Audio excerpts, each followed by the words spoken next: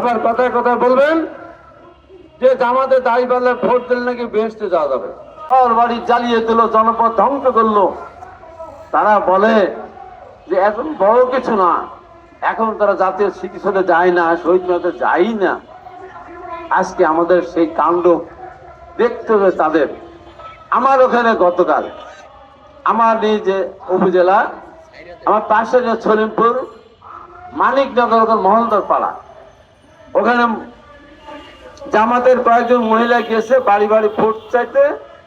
Vote চাওয়ার পাশাপাশি তারা সেখানে আইডি কার্ড নিয়ে আসতেছে মহিলাদের কাছ থেকে।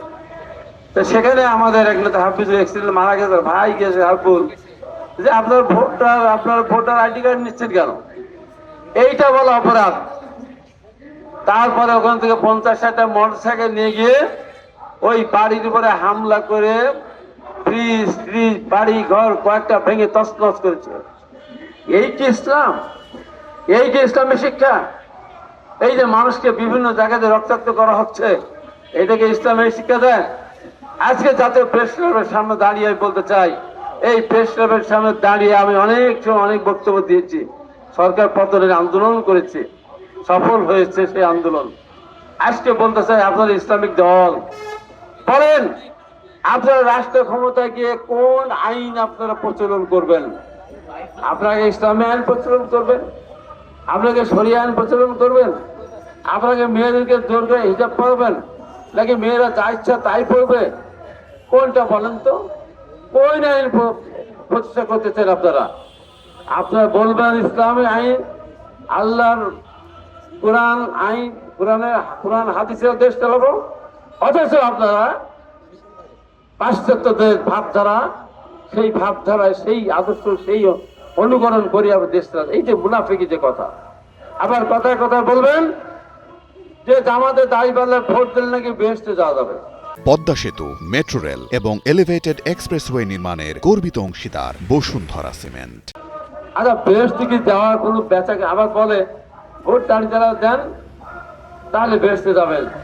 এখন বৈদ্য বলতেছিল আমরা বৈদ্য, আমরা ভোট দিলেও বেহেশতে যাবো দাঁড়িপাল্লায়? হ্যাঁ, তাও যাবে। হিন্দু বলেন, বৌদ্ধ বলেন, যেই যাবে যেই দিবে সেই পাবে। আমার প্রশ্ন, কয়বার দিলে? একবার না দুইবার না তিনবার? বলেন। এই যে বিভ্রান্ত অবস্থা, তারাই দেশটার ভিতরে বিশৃঙ্খলা সৃষ্টি করতে চাচ্ছে। তারা কোনোভাবেই এই দেশে নির্বাচন হতে দিতে চাচ্ছে না, কারণ নির্বাচন হলে তাদের আসল অবস্থা প্রকাশ হয়ে যাবে। যে কারণে একবার পিয়ারের কথা বলে, আবার বিভিন্ন কারণ দেখি একবার বলে যে গণভোট না হলে জাতীয় সংসদ নির্বাচন হবে না। যদিও ইউনূস স্যার সেটা পরিষ্কার করেছেন, আমরা যদি মেনে নিতাম তখন বলতো, এরপরে পিয়ার সিস্টেমে না হলে আমরা জাতীয় সংসদ নির্বাচন করতে পারবো না। সেটাও যদি মেনে নিতাম তখন বলতো সমস্ত সংস্কার সম্পন্ন না হওয়া পর্যন্ত নির্বাচন হবে না। সেটাও যদি মেনে নিতাম তখন বলতো যে সমস্ত বিচার কার্যের সমাধান না হওয়া পর্যন্ত জাতীয় সংসদ নির্বাচন হবে না। সেটিও যদি মেনে নিতাম তখন বলতো বিএনপি নির্বাচনে অংশগ্রহণ করতে পারবে না, তার বিএনপি নির্বাচন করলে তারা পরাজিত হবে। সেটিও যদি মেনে নিতাম তখন বলতো বিএনপি আগে যে এমপি মন্ত্রী হয়েছিল তাদের ধরে বিচার করতে হবে।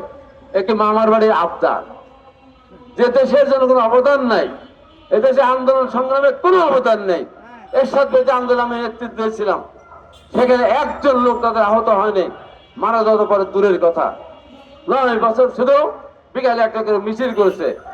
15.5 বছর আমরা রাস্তায় জীবন দিলাম, গ্যাসের দাম বৃদ্ধির প্রতিবাদে, তেলের দাম বৃদ্ধির প্রতিবাদে, লোডশেডিং এর প্রতিবাদে। আমাদের নারায়ণগঞ্জ, মুন্সিগঞ্জের বিভিন্ন জায়গায় পুলিশ এবং আমলে গুলি হত্যা করলো। তাদের একজন লোক হত্যার কারণে শিকার আহত হয়। হ্যাঁ, কিছু গোপন বৈঠক করে তারা ধরা পড়েছে। শেষ পর্যন্ত এসে বৈষম্য বিরোধী আন্দোলন তার নিজের পরিচয় দিয়ে না, নিজের পরিচয় গোপন করে তারা সেই আন্দোলনে অংশগ্রহণ করেছিল, সেখানে হতাহত হয়েছে। আমাদের তার পরিমাণ অনেক বেশি। এই হলো তাদের।